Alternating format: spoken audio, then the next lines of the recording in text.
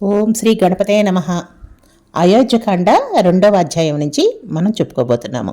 రామాయణంలో ఒక గమ్మత్తు ఉంది, ఒకసారి చెప్తాను వినండి. సుమిత్రకి 2 సంతానం, కానీ 2 ఇంట్లో ఉండరు. ఇది గమ్మత్తైన విషయం. కౌశల్యకి ఒక్కడే కొడుకు శ్రీరాముడు.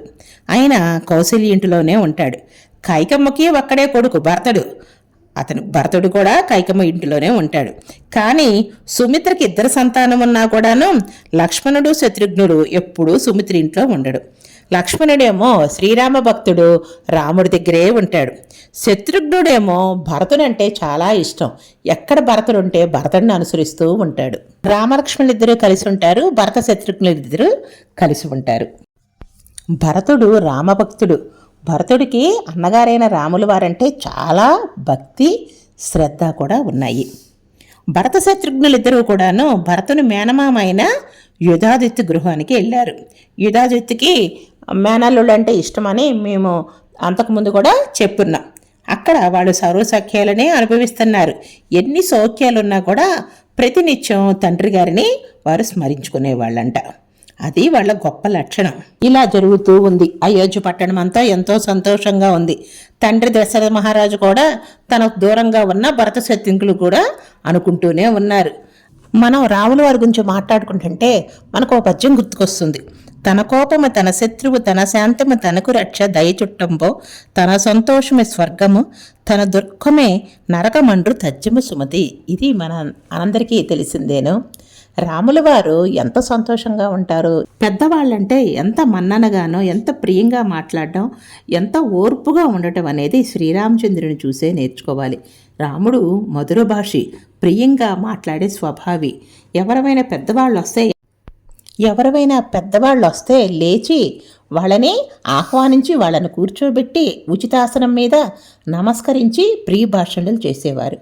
అంతటి మంచి వ్యక్తి శ్రీరామచంద్రుడు. ప్రపంచంలో అతిరథులు చాలా కొద్ది మందే ఉంటారు. అటువంటి అతిరథుల్లో శ్రేష్టమైన వాడు రాముడు. అతిరథులంటే అన్ని విద్యలు తెలిసినవారు. అస్త్రశస్త్ర విద్యలన్నీ కూడా తెలిసినా కూడా ఎవరి మీద కూడా నిష్కారణంగా బాణప్రయోగం చెయ్యరు. ఎంతో ఓర్పుతో, ఎవరేదైనా సరే ఓర్పుతో ఉండేవాళ్ళు. అందరినీ సంతోషపెట్టాలనే ప్రయత్నించేవాళ్ళు. అంతటి గొప్ప గుణాలున్న తన కుమారుని చూసుకొని దశరథ మహారాజు ఎంతో సంతోషంగా అయోధ్యలో గడుపుతూ ఉన్నారు. ఇలా కాలం గడుస్తుంది. ఒకరోజు దశరథ మహారాజు తన మంత్రులను, రాజులను, తన కింద రాజులు ఉంటారు కదా, చక్రవర్తుల కింద ప్రభుత్వ ఉద్యోగులను అందరినీ కూడా పిలిపించి వాళ్ళందరితో ఒక పెద్ద సమావేశం ఏర్పాటు చేశారు. నేను వృద్ధుణ్ణైపోయాను, మహా తేజస్సు వచ్చి సింహాసనం మీద కూర్చున్నాడు. కూర్చొని ఆయన చెప్తున్నాడు. ఆయన ఎంత తేజస్సుగా ఉన్నాడు. దశరథ మహారాజు వృద్ధుడైపోయినా కూడాను అంత తేజస్సుగా ఉన్నాడంట. అందరినీ కూర్చోమని చెప్పి, నేను వృద్ధాప్యం వచ్చేసింది, బాగా వృద్ధుణ్ణి అయిపోయాను, నా శరీరం జర్జరీభూతం అయిపోయింది, పటుత్వం లేదు, కనుక నేను ఒక పని చేయదలుచుకున్నాను. అది ఏమిటి? నా ప్రియాతి ప్రియమైన కుమారుడు, సకల గుణాభిరాముడు అయిన రామునికి తొందరగా యువరాజు పట్టాభిషేకం చేస్తే నా ప్రజలందరూ క్షేమంగా ఉంటారు అని తలంచాను అని చెప్పి, నేను తొందరగా శ్రీరామునికి పట్టాభిషేకం చేస్తాను, అందరికీ కబురు చేసి బంధువులను పిలిపించి మిత్రులను పిలిపించి పట్టాభిషేక కార్యక్రమం నిర్వహిస్తాను అని చెప్పి అందరితోటి చెప్పాడు. ఇక తొందరగా పట్టాభిషేకం చెయ్యాలి అని అనుకున్నాడు.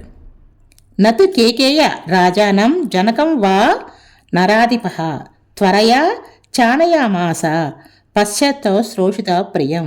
తొందరగా శ్రీరామచంద్రుడికి పట్టాభిషేకం చేయాలనే ఉద్దేశంతో ఉన్నాడు కదా. ఈ తొందరపాటులో కేకేయ రాజుగారు కానీ జనక మహారాజుకు కానీ కబురు చేయలేదు. కబురు చేయకుండా సభ ఏర్పాటు చేసి సభలో ఉన్న వారందరికీ చెప్పేసాడు.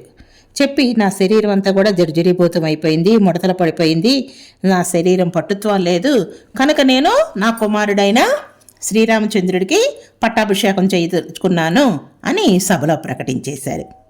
మరి ఇంకా తర్వాత జరిగేది మరొక అధ్యాయంలో చెప్పుకుందాం. జై శ్రీరామ్.